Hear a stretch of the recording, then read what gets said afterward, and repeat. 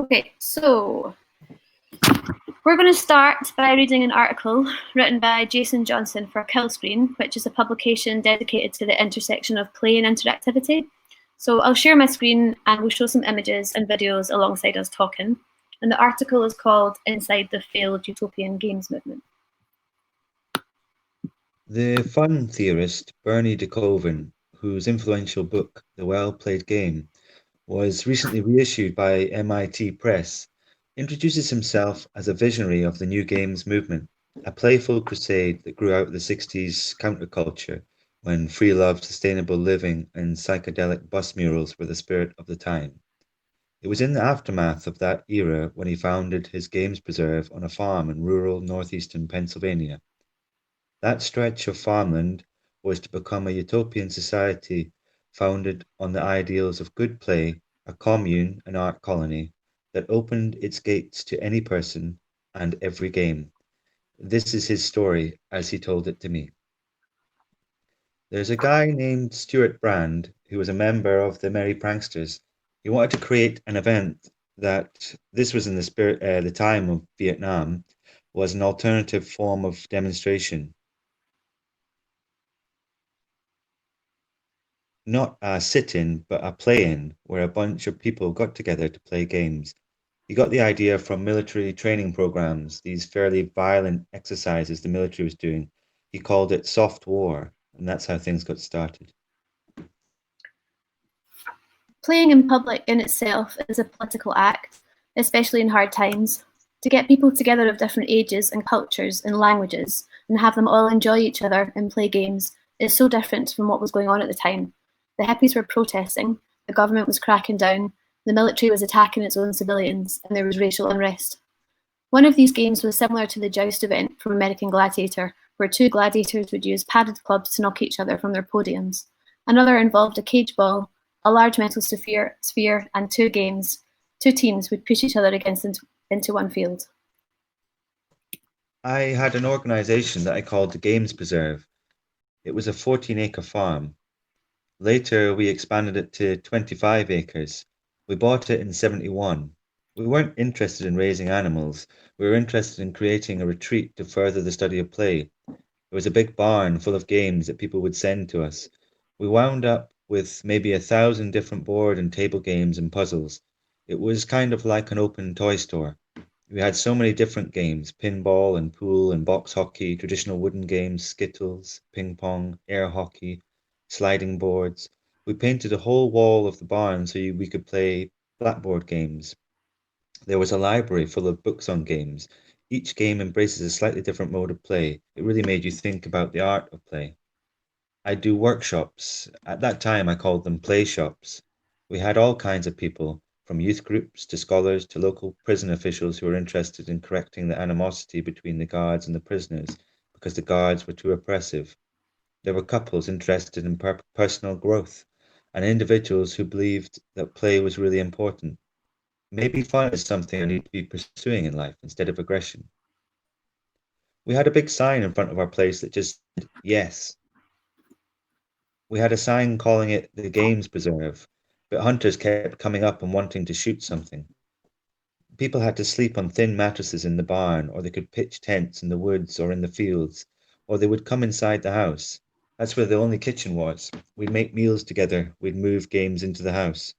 We started playing with biofeedback, more spiritual, reflective ways of playing. There was a local artist who made these beautiful metal sculptures, these vertical rods embedded in metal. If you brushed against them, they'd make this beautiful chiming sound. We also had flying rings. A dancer came over and she started swinging the rings with her body, and they'd touch the sculpture and they'd chime. She'd be moving to the sound. It was that kind of environment. We never made any money. This was not a profitable enterprise. It was basically a skin of your teeth survival thing. Groups would leave behind some of their food. Some were given food by the government. We'd get a £20 box of spam, peanut butter, dried eggs. Sometimes people actually paid us. We went on like this for 10 years, from 71 till 81. And by 81, we were flat broke. I took all the money in our penny jar and managed to get us just enough for a one-way ticket to California.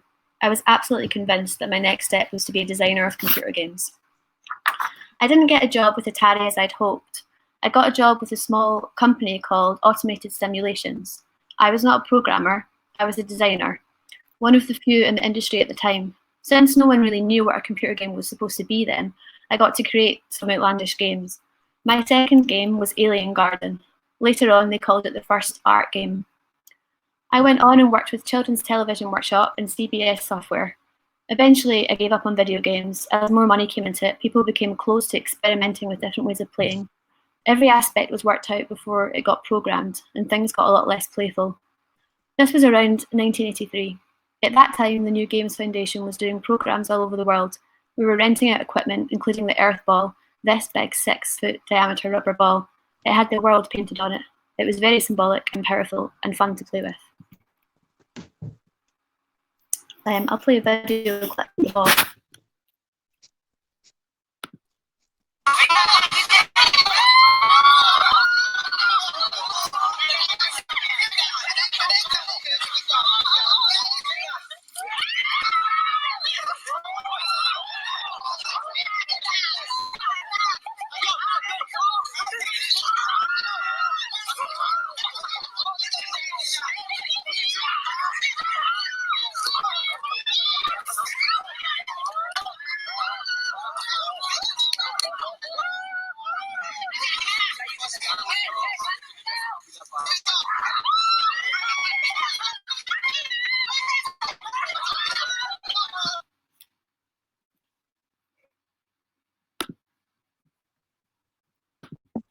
This game was called Slaughter and involved two groups of people trying to push a large ball over the other side's line in a sort of inverted tug of war. But with some on the winning side encouraged to switch to the losing side whenever it seemed like the ball was moving too far in one direction. This would supposedly teach cooperation over competition and ensure a game in which there was heavy physical exertion but no winners or losers. The game had a more obvious connection to the opposition to the Vietnam War, as a game like Slaughter would allow people to get in touch with their warlike impulses and get them out of the system while turning the tables on the nationalistic implications of conventional team sports by encouraging people to switch sides to make sure neither side could push the earth over the edge. Within the New Games movement, there was also a feeling that the peace movement was unhealthy, out of touch with intense physical activity, and needed some sports of their own. We would rent them out or sell them to people. A college had rented it. They were doing a freshman orientation or something. There was a paper that said to never leave the earth ball unattended. Never. You can get hurt on it. But they left it outside. Some kid climbed the fence and tried to stand on the earth ball and he fell down and became a paraplegic. He sued the foundation. That pretty much was the catalyst for its demise. Very sad. That's what happened to New Games. So we'll show some images and drawings from some work that Jamie and I in Rumpus Room have been working on next. So these are images and drawings from a series of initial experiments from a project called the Mutual Playing Ground that took place earlier this year, working with a small group of children, young people, youth workers, artists and curators in Glasgow. We tried to create a space for this project that was everyone's, a space where everyone could feel that they could make a new game or performance. And we talked about the idea of performance in relation to game making and playing.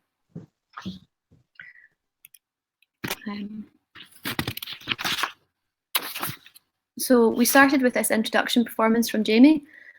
Jamie, do you want to read a bit of this out? Yeah. What is performance? Is it this? Is it talking to you while you plant a pie on my face? Is it this line that I am making on the ground or in the air? Is it the way I look at myself in the mirror, in the eyes of others, the way I walk down the street? Is it conceptual art? Or is it just a laugh? Is it stupid or is it serious? Is it a prank, a wind-up, a waste of time, a waste of resources? How do we make performance that is inclusive, that is for everyone? Is performance only for artists? Is performance not for everyone? Is it absurd? Is it everyday movements? Is it acrobatic, aerobic? Is it dance? Is it lying on the floor for a very long time? Is it making ordinary things or actions exceedingly difficult to carry out? Can we use objects like this box or these vegetables? Is it posing? Is it dressage? Is it this lecture stroke performance? Is it a reenactment? Is it doing other performance? Is it something else? Is sport a performance? What about exercise? Is it a way of rethinking our social structures? Is it a way of playing a new type of game or sport? What about games that encourage flexible social behavior, cooperation, fun, full participation? Is taking part in the new games movement a way we can change society? Is performance just time-based medium? And am I a time-based artist? What does that even mean? Can it only be about duration? Or is it simply a movement-based things? A movement-based thing, I should say. So whilst Jamie did that, he also invited everybody else in the room to put a cream pie on his face. We tested out ideas of what performance is through play, games, actions, and collaborations. And we were thinking about play as rebellion, how we could make a space that everyone felt comfortable to do something in, an expressive collective experience where play, freedom, and experimentation were methods of making, with an emphasis on embracing the unknown and shaping something together. There was, of course, failure, and we're not sure on whose terms, but we felt it at times. Crucially, it was about building relationships and trust, particularly with children and young people. The most successful performances or games were made by children and young people when the adults left the room.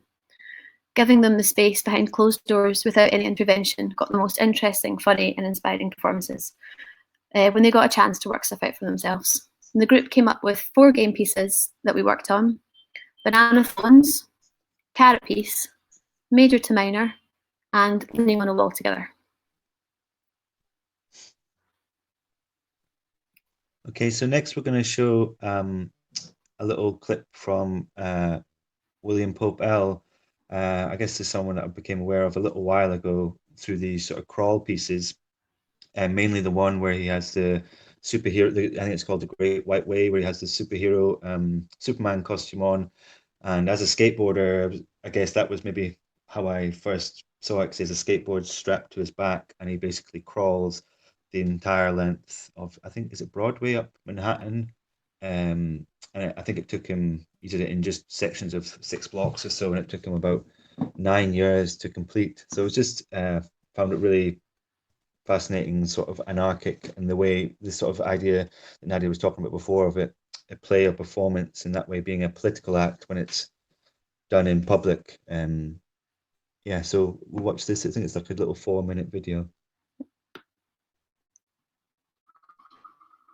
Is it really?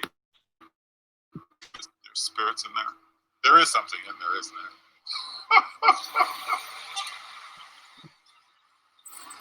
I remember it was one of those things that started out fairly innocently, but just got out of hand. A protest here that turned into a riot, and they closed the park. It really changed the neighborhood. I thought it would be an interesting site to do a work that didn't require language. It just required an action, a simple action, and that was simply to crawl. I've been writing a lot. I mean, that's all I did. I was sort of getting written out, and I needed to find a more direct way of making things happen culturally. It's kind of uplifting, crawling. If you've never tried it, you should. I was out here, and I was basically along this. The landscape, of course, was a bit more empty at that time. I pretty much the run of the place, as it were. When you're crawling on the street, you discover all kinds of things, insect life, sometimes dead matter, piles of larvae, or it's amazing the kind of things you find if you're that far from it. It was a performance. So, when you do a performance, you have to have some surface that tells people who you are. So I had to figure out, who was I? And I realized I was going to work. Yes, I was. The suit I was wearing was wool. It was very warm. It must have been 98. I decided I need company, so I bought this dandelion, and I said, okay, my goal is to protect this flower. Eventually, I met this man. He sees this guy crawling, and that's why I never got any further. Because Wesley, I think his first name was, came over to help me. And I disappointed him because I didn't need his help. It's not just crawling. It was also where you crawled.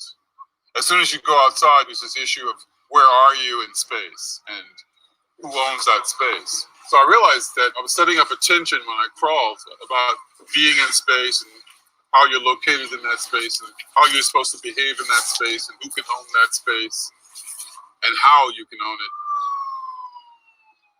I think when you start making anything, you covet the place where you live.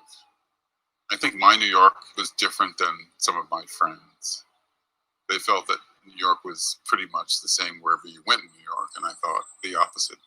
I had different lives in New York. I had the life with my family, that was one life, and then I had this other life with the people I made theater with, and then I had another life with people I did art with, and I had another life with people I did literature with, and they were different New Yorks.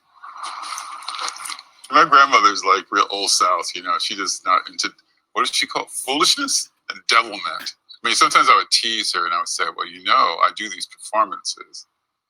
What you mean performances? What is a performance? She's a trip. Let's see. Now over there used to be my grandmother's garden. For 1 year, she planted cotton. She thought that the children should know what cotton looks like. This is where she used to live. She used to poke her head out of here and, you know, pass plates of food out to the neighbors. You know, my grandmother used to live right there. Oh, in this apartment here? CC. Do you live there? Yes. You do? Yeah. Get out. Do you mind if I see what it looks like now? Who are you? My name is Popel. I am the friendliest black artist in America. I am. How you doing?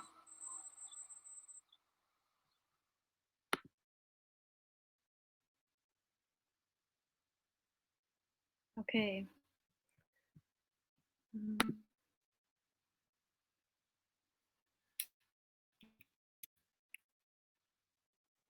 Everyone still here with us? We've got something else to show you. Are you still there, Jamie? Yep. Yeah, great. Okay, sorry, my screen went a bit funny between switching there. Let me just go back into this.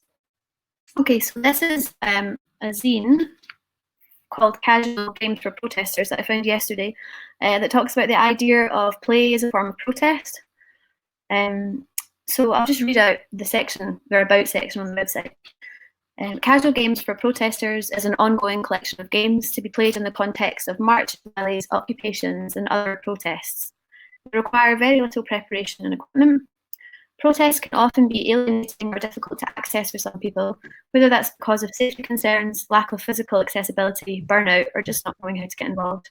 And rallies and marches can be overwhelming, formulaic in their structure, and even boring to attend. So we believe it doesn't have to be that way. Participating in social change should be exhilarating, social, intellectually and physically stimulating, liberating, and fun. Games can help collective experiences. Of course, context is crucial, and not all games make sense in all situations. Some situations may not always leave room for playfulness, or may call for a different kind of play.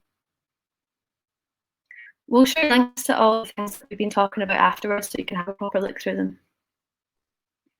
Okay, just to finish up, we just share the overall philosophy of the New Games movement and their 7 principles. So the philosophy was play hard, play fair, nobody hurt. And the 7 principles were everyone is a participant, a shared culture and practice exists where everyone contributes, allowing students to contribute different types of expertise. 2, failure is reframed as iteration. So opportunities exist for students and teachers to learn through failure. All learning experiences should embrace a process of testing and iteration. 3, learning feels like play. Learning experiences are engaging, learner-centered, and organized to support inquiry and creativity. 4, learning happens by doing. Learning is active and experiential. Students learn by proposing, testing, playing with, and validating theories about the world. 5, feedback is immediate and ongoing. Learners receive ongoing feedback on their progress against learning and assessment goals. 6, challenge is constant. A need to know challenges learners to solve a problem whose resources have been placed just out of reach. And 7, everything is interconnected. Students can share their work, skill, and knowledge with others across networks, groups, and communities. Okay, so I think we will open up the discussion here. I'll stop sharing my screen and I'll stop the recording. Let me see if there was one last image that I'll just leave on the screen for a little moment. Brilliant. Okay.